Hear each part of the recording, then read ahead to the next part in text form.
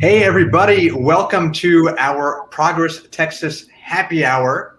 I want to welcome Executive Director Ed Espinoza, Advocacy Manager Diana Gomez, and Communications Manager Wesley Story. Thanks again, as always, for being here to give us your insight, and welcome to everyone who's going to be watching. There's a name that's been in the news a lot this week, Marjorie Taylor Greene. She's a freshman representative from Georgia. And she believes in all sorts of fantasies, like Jewish lasers in the sky, like QAnon, and she was recently voted out of committee by the House. But not a single Republican congressperson from Texas voted to take her out.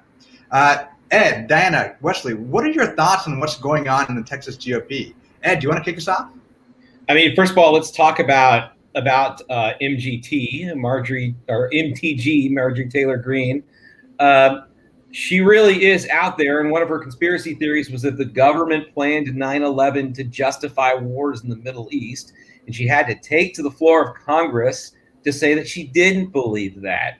And that's just the tip of the iceberg here. So she's been stripped of all of her committee assignments. She's now a member of the House of Representatives who is involved in no legislation or no policy. Probably not a big difference compared to what she would have done anyway. But what's news for us here in Texas, by the way, she's from Georgia, I believe newly elected out of Georgia, is that no Texas Republican voted to remove her from committees. They all, I don't know if they voted against it or they just didn't vote for it.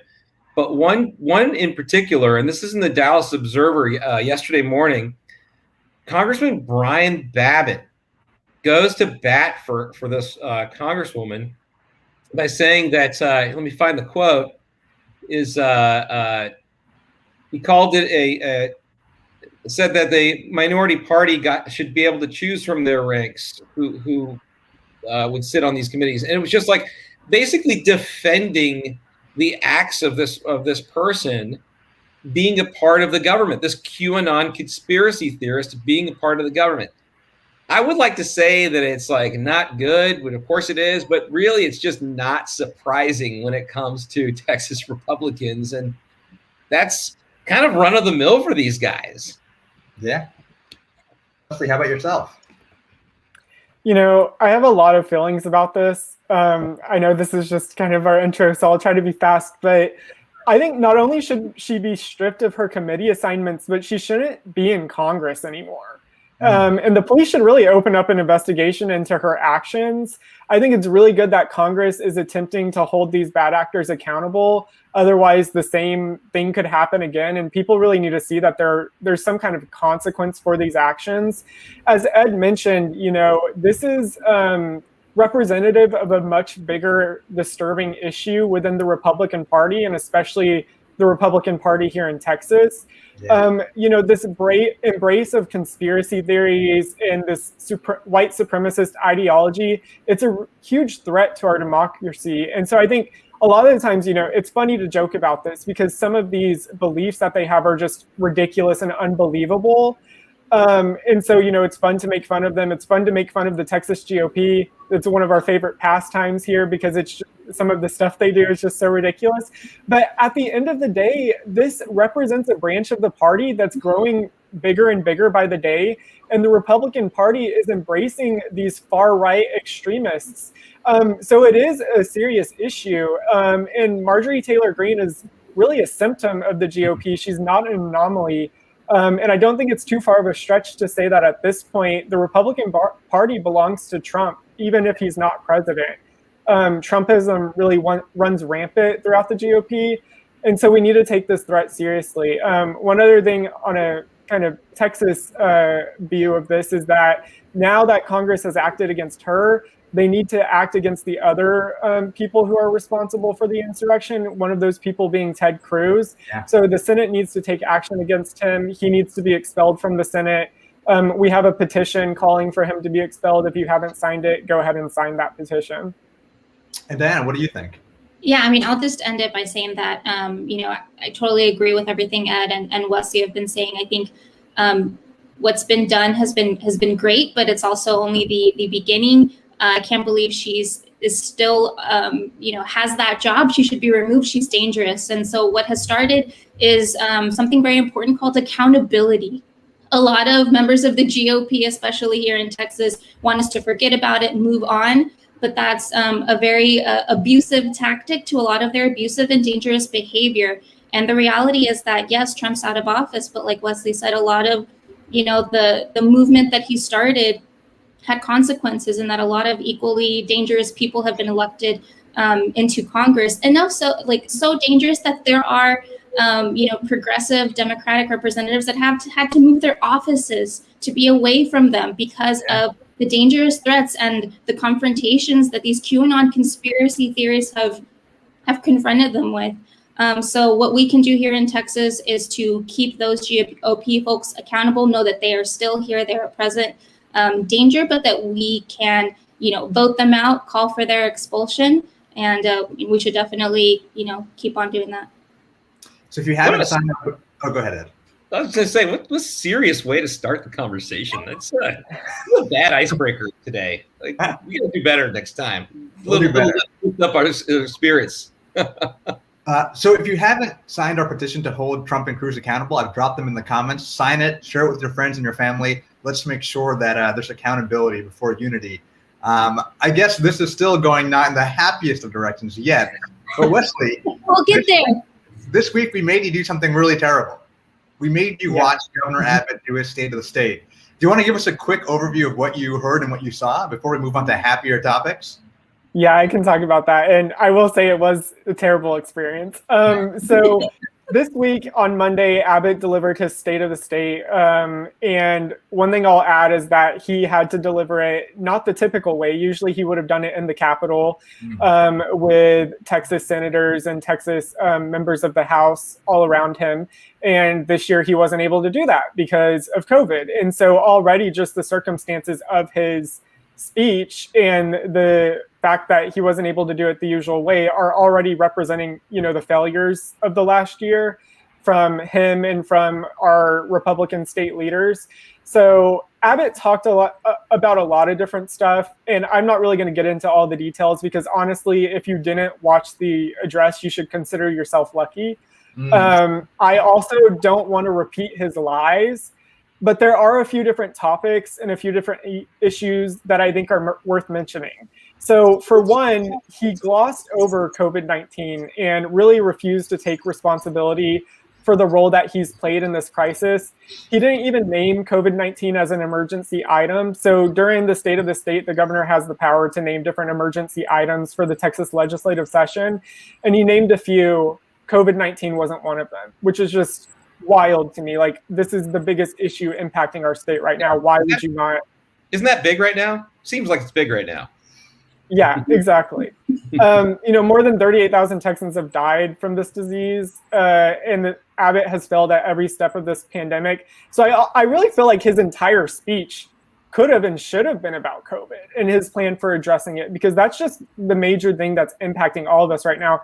But I think it's a lot like Trump. And when he was ending his presidency, Trump didn't really want to talk about COVID. And when he did, he wanted to kind of make it be like, and everything's getting better and it's all improved. But the fact of the matter is it's not. And I think Abbott wants to pretend like it's not happening because he knows it makes him look bad. The other thing that Abbott talked a little bit about were elections, and he used the term election integrity.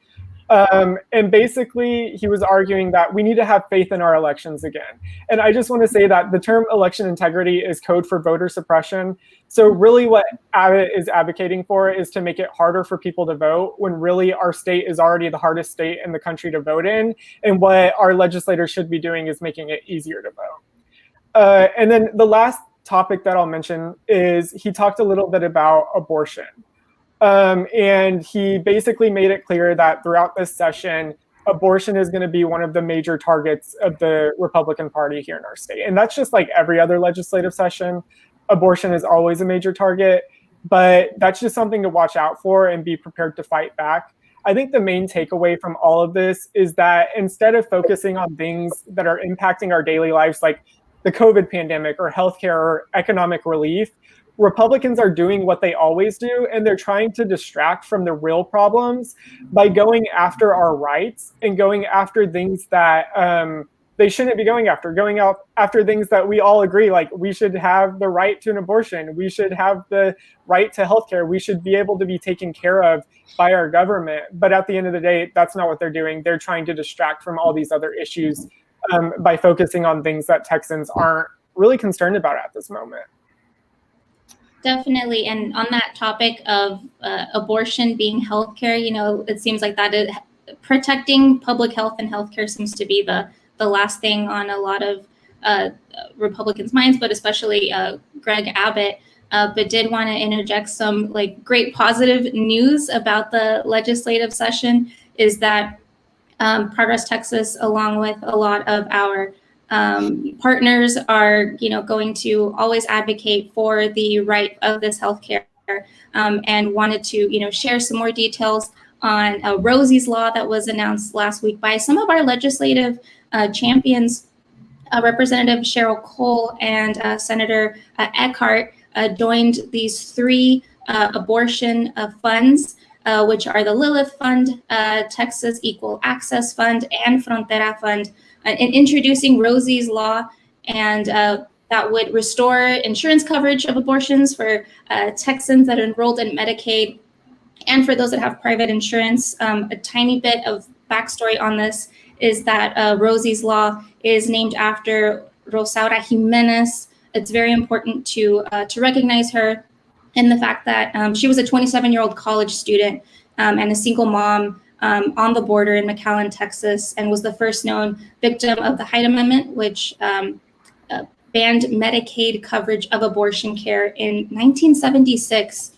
And that still stands today, and it's time to introduce Rosie's Law to make sure that more Texans have access to abortion care, despite their income level, despite being able to have access through that, having the money to pay for that. So we're really excited about that. We just had the anniversary of Roe versus Wade, and that gives everyone the right to have an abortion. However, access is the key word. We need to make sure that all Texans, regardless of income levels or insurance coverage, have access to an abortion. So really excited about that. So Ed, when you hear about stuff like Rosie's Law and what these amazing progressive legislators get to do once they're actually in office, what's kind of the lesson here? The lesson, I think I don't know if it's a lesson, but the takeaway is that people perceive Texas as being this red state, this conservative state. But the thing is that we're a state that has a lot more diversity of voices than some might like to give us credit for.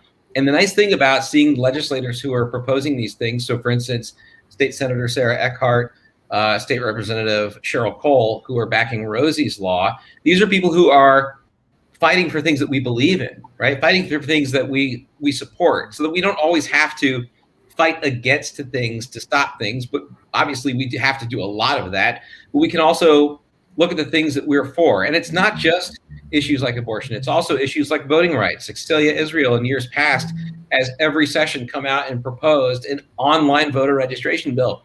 Texas is one of I'm not sure what the exact answer is, but it's 10 states that doesn't have online voter registration. You can do everything online. You can get your driver's license online. You can do your banking online. We can't register to vote online. You kidding? The process would be so much cleaner if we could register to vote online. But it also means a ton more people would be registered to vote, and some people don't want to see that. So I think the takeaway or the lesson might be that we can fight for the things we believe in. And this is an example of it. Whether they pass or not, look, that's a different story. That's up to the legislative process. The important thing is that we have champions that are standing up to the things we believe in this state, and that matters. Does 100%. As you said, we can use so much online. We can fight Wall Street online by buying GameStop, as some of these Robinhood people are doing, but we cannot register to vote online. That makes no sense to me at all. Yeah. So we're in February, which is Black History Month, and as we talk about a lot, Black history is Texas history. It's one and the same. And in years past, when we're not in COVID, Black History Month, there's parades and there's celebrations outside. Diana, what kind of stuff can people expect this year since we're in a pandemic? Yeah, so I know that because of the pandemic, there are a lot of people that will be celebrating this month, Black History Month, and recognizing the amazing contributions that Black Americans have made in this country. But Texas specifically, we're going to have a lot of events, including a lot of them virtually. And Progress Texas has released a blog this week with a list of all of those events in your cities. And even if it's not in your city, you can attend virtually to an event in a different city across Texas. So this is a really great opportunity, no matter where you are in Texas, to be able to celebrate the contributions that these folks have made and stand in allyship with them. So a moment ago, we were talking about the legislative session, and Wesley, there's some really important actions happening regarding what happened last summer with George Floyd. Do you want to talk about what's happening in the leg session? Yeah, so the Texas Legislative Black Caucus has introduced the George Floyd Act, which is basically a sweeping police reform that would ban chokeholds and require law enforcement officers to intervene or to render aid if another officer is using excessive force while on the job. The bill also has a ton of other great provisions. I'm not necessarily going to go over all of them right now, but you can look it up on Texas Legislator Online if you're interested. And basically, this is an initial step to doing kind of what the protests and everything was about last summer. This is the Texas Legislative Black Caucus is really trying to facilitate that accountability that people have been fighting for and arguing that we need here in Texas and across the country. And so I think that it's critical to push for this bill. As Ed was mentioning before, there are good bills in the Texas legislature too. There are bills that we should be fighting for. And this is one of those awesome bills that if it were passed would have a huge impact on Texans' lives here in the state, and specifically Texans of color and Black Texans who have disproportionately been impacted by police violence here in Texas. Yeah, absolutely. Ed, we were chatting earlier regarding lead session overall, and like as Wesley said, this is another example of amazing things that are happening during it. You had a couple of thoughts about lead session as well.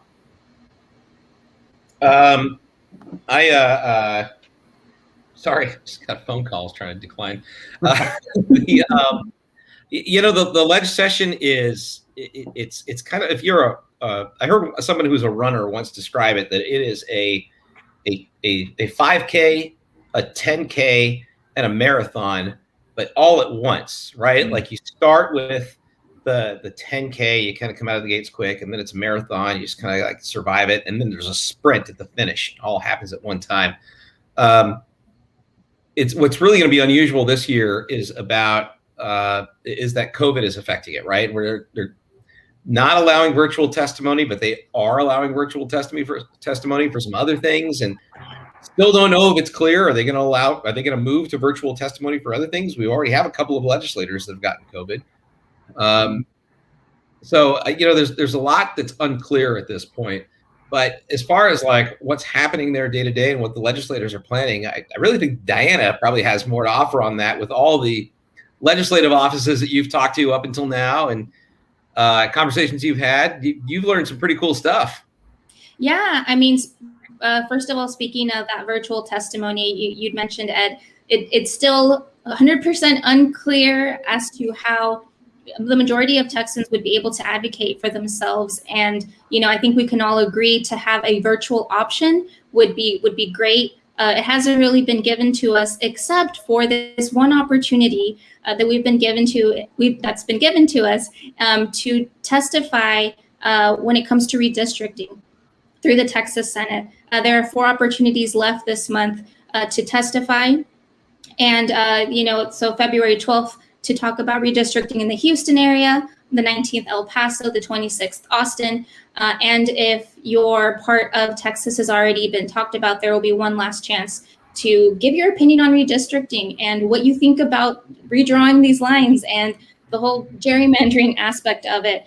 The last opportunity will be February 27th statewide. But yes, as a part of Progress Texas, we've been meeting with a lot of representatives to make sure we know what issues they'll be pushing during this legislative session to be able to keep y'all up to date on what they're doing and how to support progressive bills, initiatives at the Capitol. Have met with a bunch of offices, including Zwiener's office, James Tallarico's office. I know Zwiener, she's really big on the environment.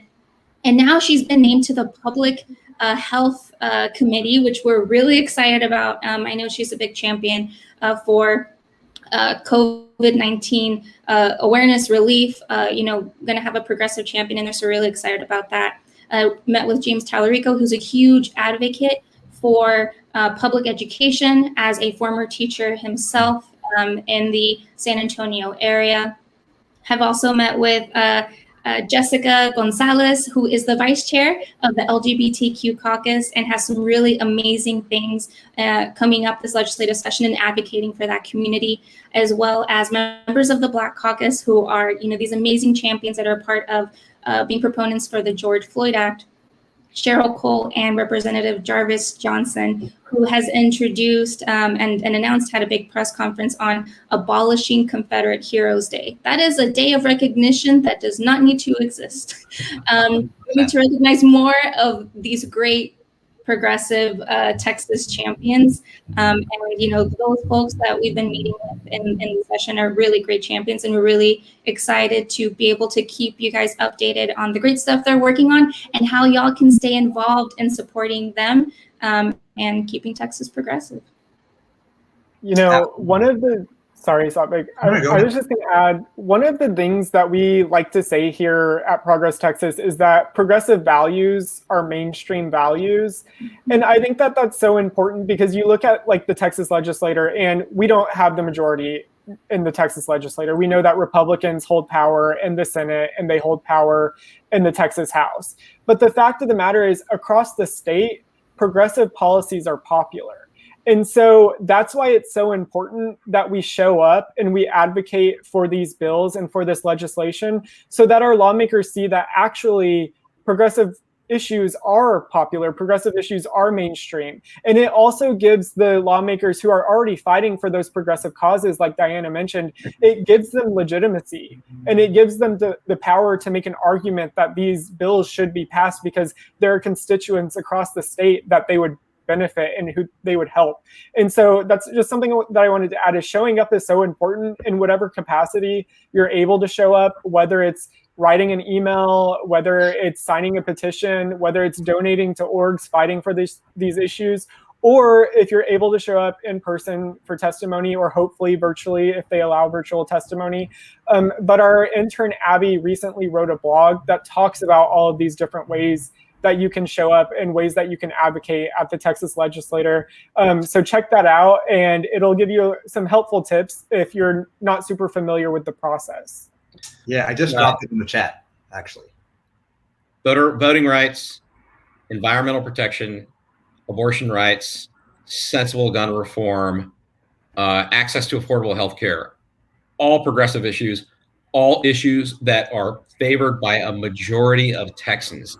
I know that might seem hard to believe, but the reality is you probably know a majority of people that support those things. And it's like that in Texas, at least 51% for these issues. And it's like Wesley said, progressive values are mainstream values. It's like Elizabeth Warren said in one of the presidential debates, progressive values are mainstream values. I want to go back to something that Wesley said about sending an email or doing a Facebook share, or talking to one of your friends, or calling your legislator's office, and you wonder, does it really make a difference? Look, a lot of times your legislators agree with you, and they need that cover. They need you to send that in so they can say, hey, my office is getting called and emailed about this stuff. It gives them backup, because I guarantee you the other guys are doing it. And all the crazy stuff they're talking about, man, they're mobilizing their people to call their offices and send emails. It's nice to let our legislators know that we have their back. And even if you live in a district that isn't represented by a progressive, whether that's a Democrat or a Republican or anybody else, it's still important for those who disagree to hear it, so they can at least get them to pump the brakes on some things. It matters. It does. Ed, at the top, you talked about how our icebreaker was a little bit too icy, maybe. You know, it was too negative. Maybe we just thawed the ice instead of broke it. Yeah. But this morning, something really significant happened that's going to make a big impact on millions of Americans. Do you want to share what happened today? I don't know what you're talking about. Oh, well, I was talking about the stimulus bill being passed. Oh, right. Yes. Actually, I shared that article in our Slack this morning. You're right. Yeah. So the U.S. Senate passed a budget. It was a 50-50 tie with the tiebreaking vote cast by Vice President Kamala Harris. God, it feels good to say. And in that was a budget that has COVID relief, which we haven't been able to get this COVID relief out for months. And 50 Republicans voted against it, realizing that those 50 Republicans represent about 41% of the population in this country, but they're half of the Senate because of our stupid electoral college and Senate rules. But that's a story for another episode.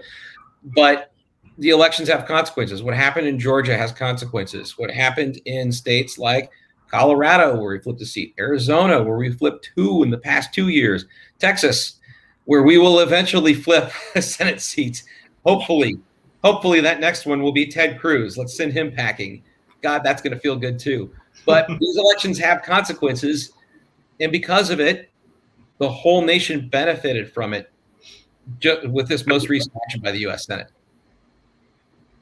It's just, it's amazing to see it happen. It's so nice. Ed Espinoza, Diana Gomez, Wesley Story, thank you as always for your expert insight into what's going on both in our state and across the nation. To all who came and watched, thanks you for being a part of our progressive movement, and we'll see you next week. Thanks, y'all. Thanks, y'all.